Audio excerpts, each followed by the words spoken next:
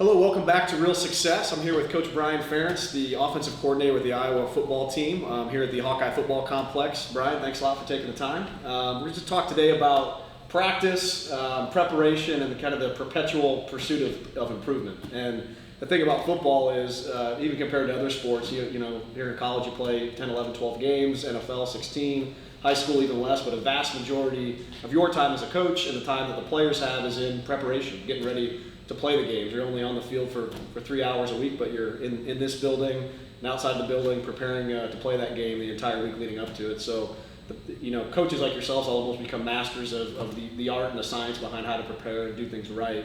So I'd like to chat a little bit about that today for the most part. How would you define or describe sort of the overall approach that the Hawkeye football team takes to practice and preparing the athletes to play the game?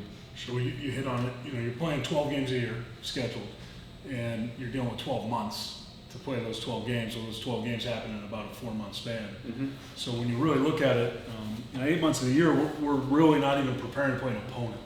So when you look at the season and you look at the year, we try to take a 12-month approach. And I know that those guys in wrestling do the same thing. I'm always intrigued by how they do things. I think they're very similar in a lot of ways. Yeah. So we look at it from a 12-month standpoint. Certainly you have the in-season phase, which everybody sees.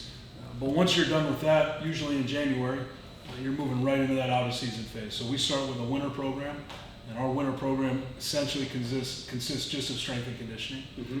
Very minimal football. Mostly those guys are going to be in the weight room and on the field and doing things with Coach Doyle and his staff to develop a good base, increase their strength levels, and really just essentially all we're trying to do is create more ability to push against the ground. That's really what football is about. Sure. How would you, the football staff here at Iowa, how would you describe how your approach to preparation might be different from another team? Are there certain components of how you're approaching it that might be different from another Big Ten opponent? I mean, talk me through, you know, how it might be different. Sure. Well, I mentioned at the beginning that everything starts with that winter program and strength and conditioning. And I think where we are different than perhaps a lot of people we play, from a philosophical standpoint, everything here is built on our weight room. And the reason for that is very simple. We feel like we're a developmental football program, and we take a lot of pride in that. All I mean by that is, if you look at us in February, we're not going to finish in the top 10 in recruiting rankings.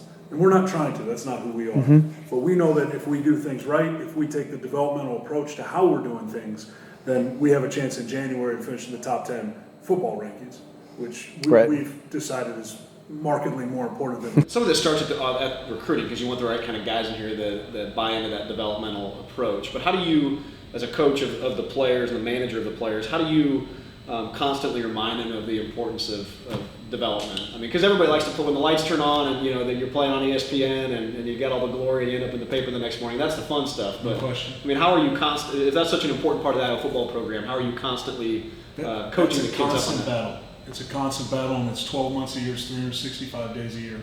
And we just think about it as an education.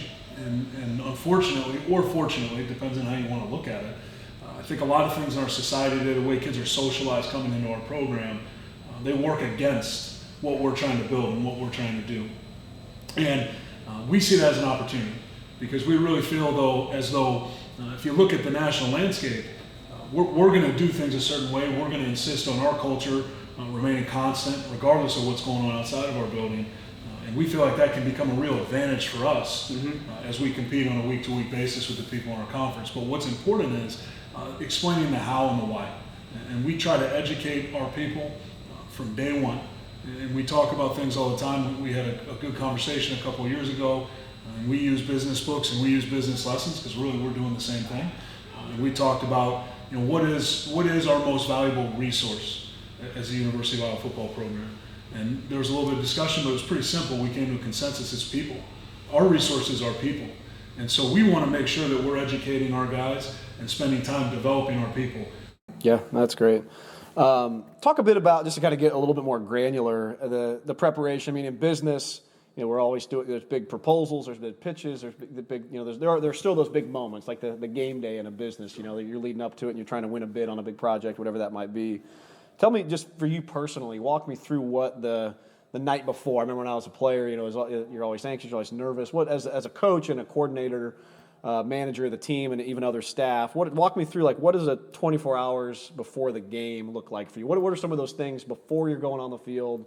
You know, that big moment. What do you do in kind of last minute preparation? Sure. Interestingly enough, the last 24 hours as a coach are markedly different than the last 24 hours as a player. Yeah, you're resting, you're getting off your feet, and you've played the game during the week as a coach. You know, we're talking about preparation, and really that's our job. And our job is to prepare the football team and make sure that the players who are going to go out on Saturdays and play, they're ready to play. We live in a world where coaches have taken on kind of a new significance, which is interesting to me. There's a lot of coaches that get a lot of face time. They seem to enjoy it.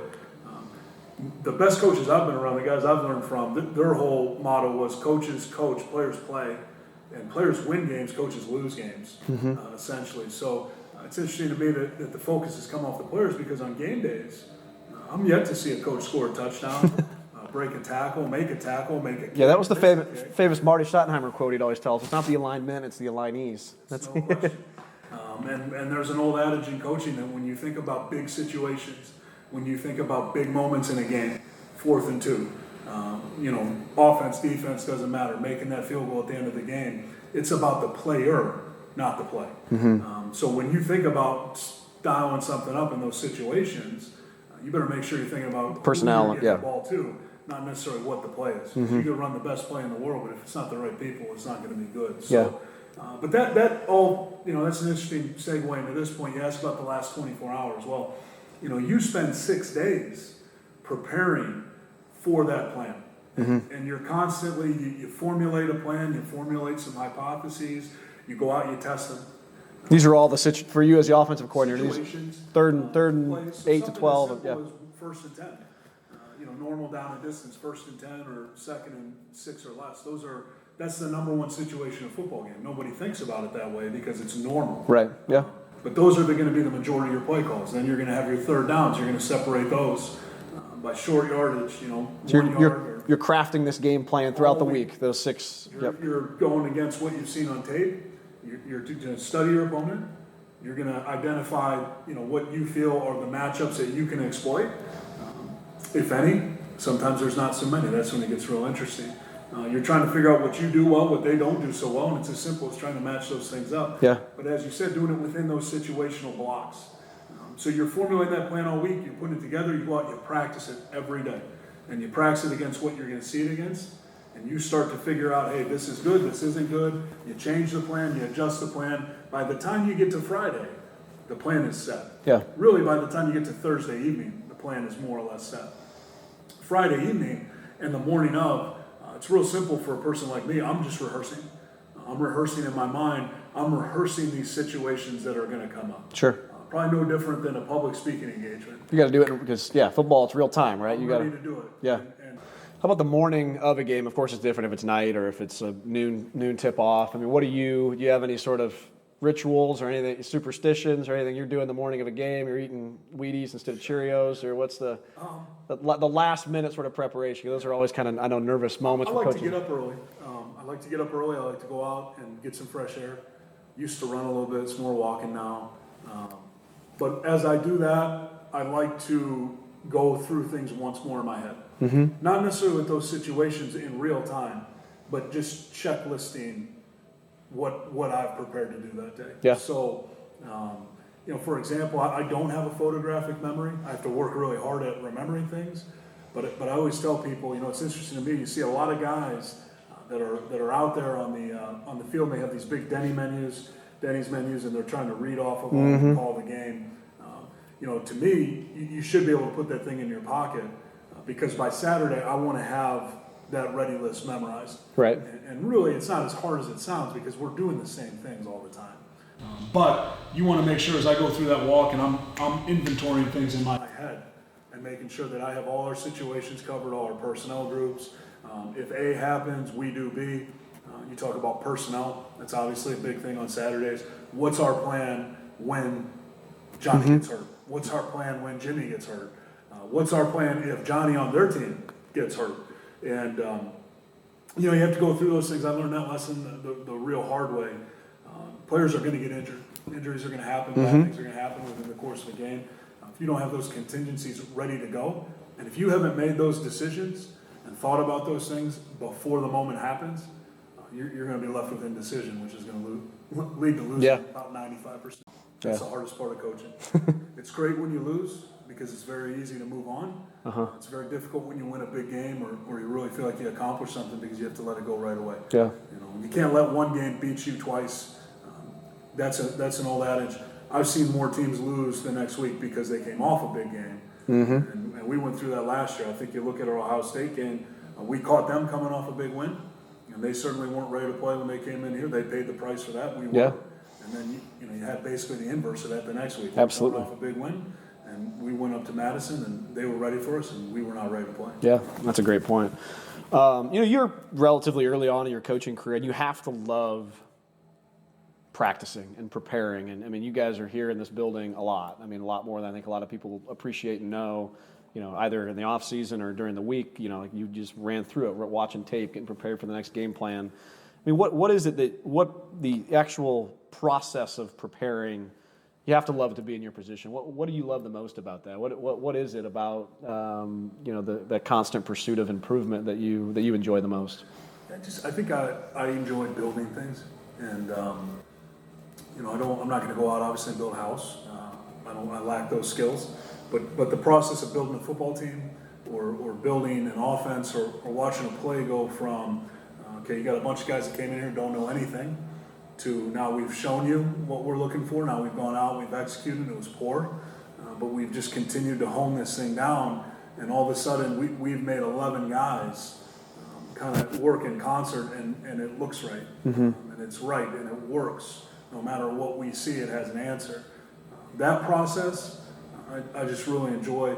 And then the other part of football that I think is a lot of fun is no matter how well you play, whether you're an individual player or a football team, no matter how far you've advanced and how good you've become, you can always be better. And I think that's true of life. But you said you're constantly coaching, helping other people improve. How about you personally? I mean, be it at this stage of your coaching a career, what are a couple areas that you've identified where you think you can gain the most improvement on? I think the scariest thing in coaching is we live in a profession full of very insecure and there's not a lot of self-esteem in our profession. So what that turns into, you're probably around some of these guys, I'm thinking one in particular, you get a lot of experts and they know more than everyone else. And the reality about football, and it's probably like almost anything in life, the expanse of football and its variations and the way it is played and the philosophies and the belief systems that make up our game, they're so expansive that they're unknowable. You could not know everything there is to know about our game. And I think that's a lot of fun because it gives you a chance to learn and grow and go study things that maybe you don't understand. Now, when it comes to our scheme and what we do, we're going to coach what we know. We're going to always try to grow and learn and expand. But when it comes time to implement something that we're going to do, we're going to stick to what we know. Right. Because we know it. And I know I can coach this. Hey, I may understand that, but I don't know how to coach that. Yeah. So I think one thing you bring up, what are you trying to do? You're always just trying to learn. You're trying to go out, you're trying to meet other people. And what I think is interesting in coaching is going and finding somebody that's very different from you. Right. Yeah. Finding somebody, whether it's philosophically. Can you pull a nugget from them? They're very different from me. They believe in different things. Or maybe personality-wise, they're very different from me. I like being around people like that. Life is no fun if you're just around people like you all the time. So I think, there's a lot of things I can work on, but one of the biggest things that to me I'm always trying to look at and trying to evaluate is how am I as a teacher? Am I a good teacher? And I don't just mean football. Can I teach skills? The smartest people in the world, the best teachers in the world make very difficult concepts and complex things extremely simple and easy to understand. And then if you just had to in one sentence, how would you define success?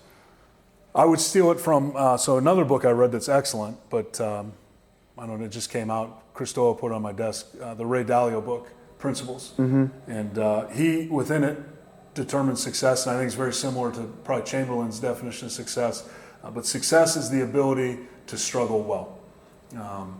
And I think that's about as well as you can define it. That's what we're trying to teach our young guys. I hope that's what I'm trying to teach my kids. But it's never easy. You got to embrace it, right? You're going to fail a lot. Yeah. That's okay. Keep coming back. Yep, absolutely. Well, great. Thank you so much for taking Thanks, the Nate. time. Good luck this year.